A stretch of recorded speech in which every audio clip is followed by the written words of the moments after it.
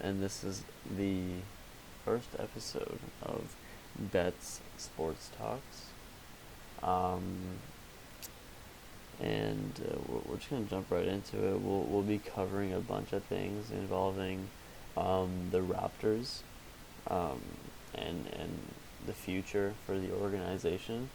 And yeah, it'll just be a great time. So let's get into it.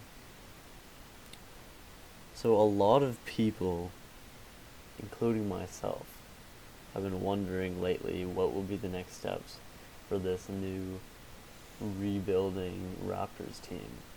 Um, it takes no sports guru to realize that the Raptors are not the same team they were the last 8 years.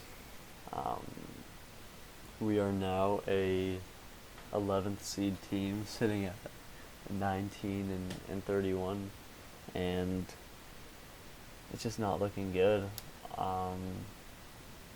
We have a lot of problems with our front court, so meaning power forward, center, things like that, and we have promising pieces like Chris Boucher. But Aaron Baines has been a huge disappointment this season, but we're going to touch on all that in the later part of the podcast. But yeah, we'll be covering today who will stay, who will go, for the team to make big steps going forward. And just to progress faster overall, and we'll also be covering who has already left the team, whether that be in free agency or just been flat out cut. So yeah, going into this season, there were 3 possibilities for the Raptors. Going before this season started, everyone thought that the Raptors were at least an 8 seed team. We were amazing last season without Kawhi, and we just thought that this would be a rerun of that season, pretty much. But yeah, as we can see now, those were completely wrong. But three possibilities for the Raptors. So the first one is swing for the fences again, like last season. So we could try our best, make a couple risky moves, see what could happen, and just try our luck, go for the playoffs again, and see where that takes us. So that's the first option. The second option is we put all of our eggs in the basket of the 2021 free agency, and just try to get a superstar from that, so we can have a new foundation going forward. And the last option is this the end of our winning era, and we just go full rebuild and go for draft picks moving forward. And yeah, so obviously the first 2 options are no longer possible with this team, and with other superstars in the league signing elsewhere, and just not getting the packages that we wanted. And I know Masai has been really trying for a Lowry package, or was trying, but we're not going to sell low on Kyle Lowry, and obviously we're going to do him right because he's beloved, right? But yeah, so I think it is officially the end of an era, and we're going to go for draft picks moving forward. So first of all, I just want to talk roster. So right now we're looking at a starting five of, when healthy, Kyle Lowry, Fred VanVleet, OG Anunoby, Pascal Siakam, and more recently Chris Boucher. It used to be Aaron Baines, but Aaron Baines has been rather disappointing, which is a huge shock to me at least, because he was very key to that Phoenix Suns bubble run. When they went 8-0, still didn't make the playoffs, but they went 8-0, and he was just great for them, knocking down jumpers, beast on the glass, and now it just looks like he doesn't know how to play, but that's a whole other conversation. And then we have our draftee at the 29th pick in this most recent draft. We took Malachi Flynn, and he's been grinding it up in the G League, and now most recently with Kyle going down with an injury and Fred going down with an injury, and Pascal just got back, but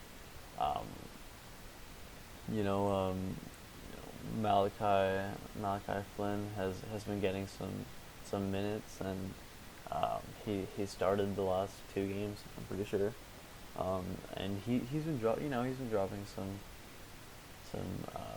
promising stat lines. Like he's a rookie, so we're not expecting him to shoot 60% from the field, right? So he's been shooting not the greatest, but he's had a couple 16 bombs. He's great on the glass, and he's great defensively. Like he really is just a pest. So yeah, he's been getting blocks and steals, and he only sits at 6'1", 175 pounds. Like, this is just it. This is what the Raptors look for in guards, right? You look for people that'll just like full dog out and get dirty and really just grind. And I think Kyle Lowry has kind of set that standard for guards in Toronto, and just another thing to give credit to Lowry for. But yes, we also acquired Gary Trent Jr. and Rodney Hood in a recent trade for Norman Powell with the Portland Trailblazers, and this was a weird trade. It's not weird, but it was like one of those trades where you understand it from both sides, and that's typically weird in the NBA as of recent. And so we traded Norman Powell. He's been playing his cheeks off. He's been so good this season for the Raptors. Carrying us when our other stars are out with COVID or whatever it might be. But the thing is that we're a rebuilding team, and with how Norman Powell's been playing, he's going to want a big bag in the offseason. He's going to want his payday. And with him, not the youngest anymore, it just doesn't make sense for us to pay him that. It doesn't make sense for us to hold on to him. And so I like what Masai did, getting Gary Trent Jr.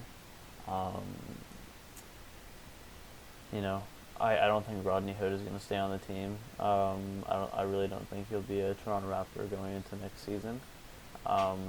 He might be in some trade packages, or we might waive him. I'm not sure, but Gary Trent is a amazing shooter. He's an amazing shot creator. He can create his own shot, and he's great in the transition or in the fast break.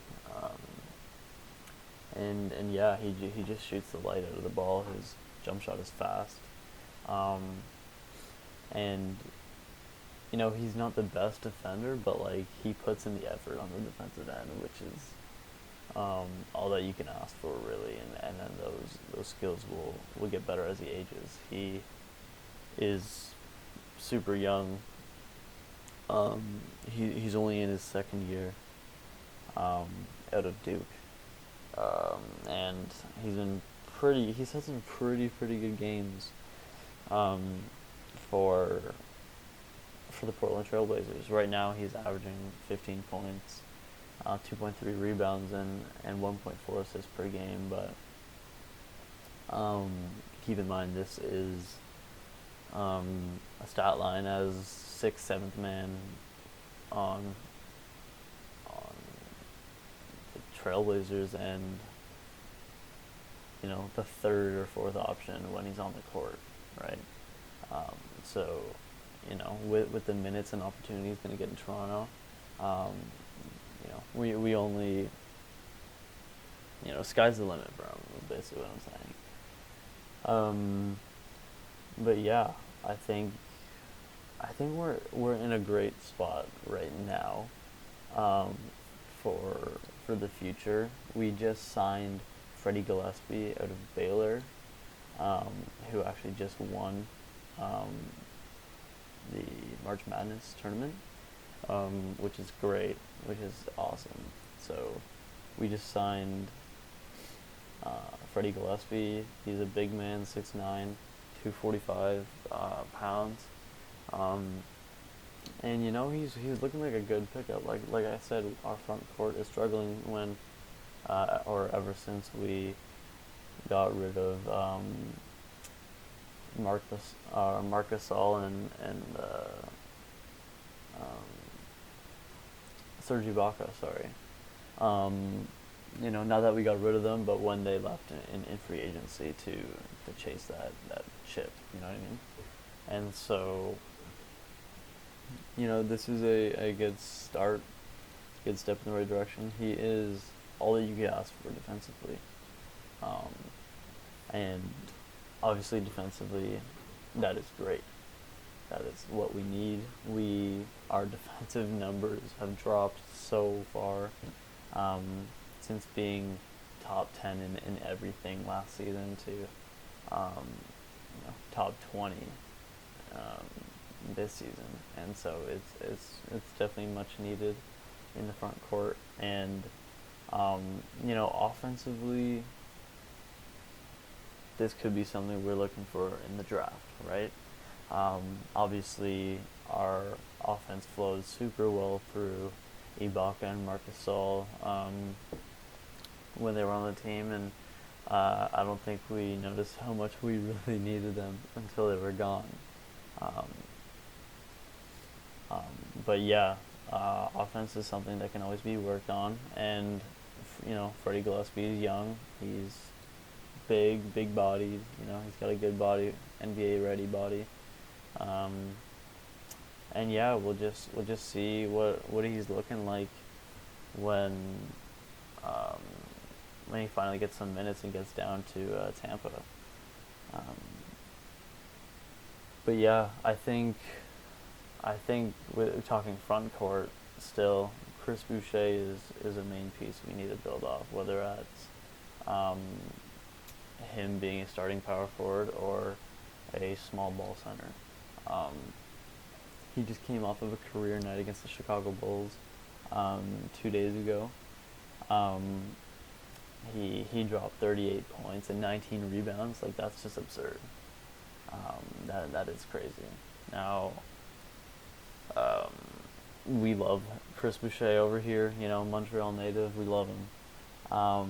But he's 6'9" and 200 pounds, so he's a bit on the skinnier end, so he struggles against those Nikola Jokic's, he struggles against those Cantors of the league, those Rudy Gobert's and things like that. So, just looking for a solid big body is key. And Freddie Gillespie, he is 6'9" also, but he is 45 pounds on Boucher, so that's something to get into or work off of.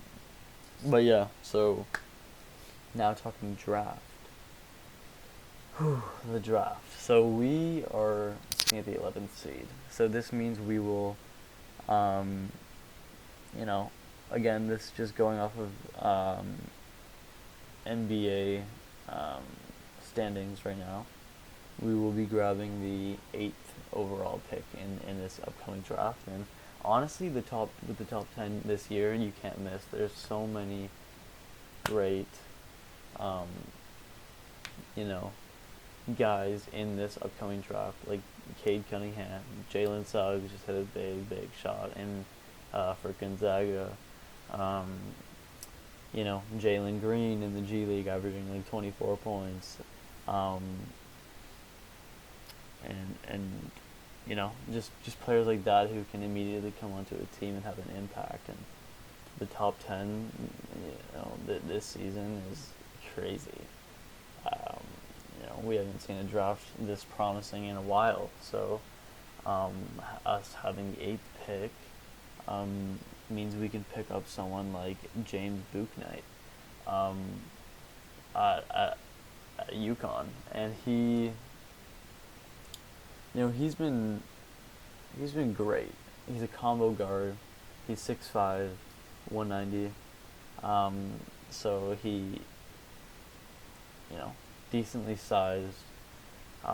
He'll probably be a piece that we'd be interested in moving forward, due to the fact that we will be parting ways with Lowry in the offseason. And so we have this big gap in the guards that we need to fill. Obviously, Fred VanVleet continuing as the starting point guard, or maybe even shooting guard if Malachi Flynn or Bouknight want to fill in at that point guard spot, starting in the 2021-2022 season. And so I was watching back some clips, and he is actually an offensive animal. Like he ran away with games for UConn. Let's just say that. Now he did suffer an injury, and he wasn't really the same, or he didn't, average the same numbers that he was averaging while being a starter. The last 31 games, he averaged 13 points, 4 rebounds, which, isn't the greatest, but with that being, 25 minutes a game, shooting 46% from the field goal, I don't think you can really complain. And he only started 16 of those games because of his injury. Now, as a starter, he bumps his stats up to 15.8 points and 5 rebounds. And yeah, it's looking pretty awesome if we pick up someone like this. Another option would be Jonathan Kuminga from G League Ignite. I highly doubt that he would drop that far in the draft, because he is a 6'6" wing player, big-bodied, NBA-ready body, like I was talking about Gillespie before. But yeah, he looks like, comparison to someone like Jaylen Brown. Not saying he will be as good as Jaylen Brown, but there's definitely potential there, and he looks like a beast. He could be a beast for sure. He's got the vision. He's got the nice 3-point stroke. He's got the midi game down, and he's a strong guy. So when he's driving, he has a great chance of putting it in the hoop. And offense is just kind of what we need right now. Our only offense is Fred VanVleet and Pascal Siakam. And they just need some help. Obviously, they can't do it alone, and they're amazing players. They've both been playing very well this season so far, except for Siakam in the beginning part of the season. He was still, coming off that bubble curse. He played horrible in the playoffs and the bubble, and that kind of carried over a little bit into the beginning of this season. But he's been picking it up so much, and he's been looking like the player that we paid all that money to a couple years ago. So yeah, on the offensive end, we could definitely use a guy like Jonathan Kuminga. The only reason why I think he would drop that far in the draft is that he shot 29% from three. That's the only reason. And maybe some NBA teams would be scared of that. The three-point shot is such a crucial, shot in this kind of era of the NBA.